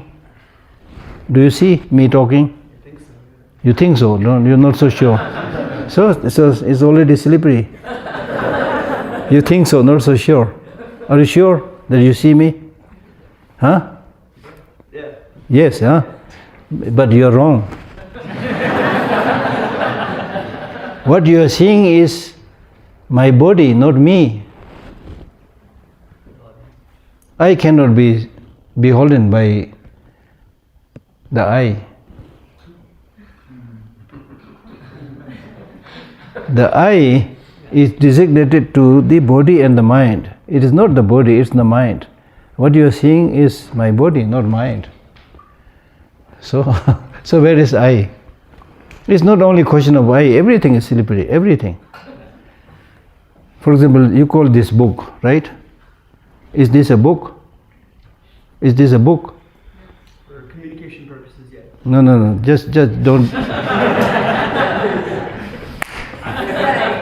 don't beat about the bush. Just come on. Come to the point. Is this a book? Yes. This is a book. Okay, if I tear the covers apart and have only this one, is this still a book? Part of the book. No, I'm just asking, you say yes or no. Is this a book? Yes. Yes. Okay, I'll take more papers out. Then you have only this one. Is this a book? No. So the point is, if you really analyze where is this book, it's just a designation. So you're saying I is also a designation? Exactly, everything slippery in that sense. Yeah. So this is amazing, confusing, Things function like that, you see. And then the fact is that although this is the reality, it's just designation, to our unenlightened mind, we don't see it that way. We think there is a concrete book existing from its own side. There is a beautiful woman with whom I can stay forever. There is a handsome person, I live forever, never die. This is the problem. And then suddenly when that thing changes, you are mesmerized, you are shocked. I never thought this will happen. Even if it's impermanent, wouldn't you say love and romantic relationships is a big part of a fulfilling life, even though it is fleeting? Yeah, the worldly way of life, yes. Worldly way of, I'm not talking about worldly way of life. In the worldly way of things, it's very powerful. That's why the spiritual teachings can't bring about big changes, because they think this is wonderful, this is amazing, this is good. So therefore Buddha also had to say that the worldly people are fighting against me. I'm not fighting against the worldly people, because I accept what the worldly people are doing. He's not insane. He's not saying something which is, out of the law of nature. He's speaking the truth, but the truth is so profound that ordinary people have no time, no patience to go into these things. So they play with those small things. It's like they're like small kids playing, give them some toys, broken toys. They'll spend the whole day playing there. As a grown person, why you spend the whole day playing there? Study. You're supposed to be now more enlightened. This is exactly what the Buddha is saying. Right? The kids will say, no, I want to play. This is my life. This is amazing. And there's a beautiful example given in these 400 verses by Arya Deva, where it says, if there are a group of small kids playing by the side of the seashore and building sand castles, one child builds a sand castle, and having built that sand castle, he thinks this is a real castle. Another naughty boy comes and gives a kick and dismantles that sand castle. He cries as if a real castle has been destroyed. This is how we so-called grown-up people also think. So therefore, if you think, here now there's different ways of thinking. One is, we are not saying you are stupid, you are useless. We are not saying anything like that. We are not saying don't enjoy, don't marry. We are not saying that. Especially in Buddhism, we never say marriage is bad or sex is bad. We don't say that. We understand all this. But what we are saying is, if you are looking for more reliable, long-lasting happiness, this will not bring long-lasting happiness. If you don't understand reality, then this relationship which you think is very good, the relationship also will sever. It also will change. It also has to stop. The life will also change. You will also face death. So what are you going to do at that time? So people who don't know this, they think, okay, I'll live with this person forever, I'll enjoy, I'll live in this house forever, enjoy. Then suddenly all these things change. You're completely shocked, no way how to deal with it. So therefore, Buddha is teaching how to deal with these difficulties and situations, number one. And number two, go a little bit higher stage where you have more, reliable, long-lasting peace and happiness. Okay? Geshe Lhakdor, you're just touching briefly on the topic of the non-self.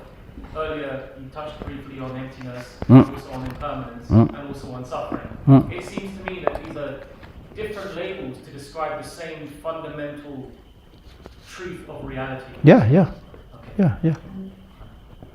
Okay, stop. Stop.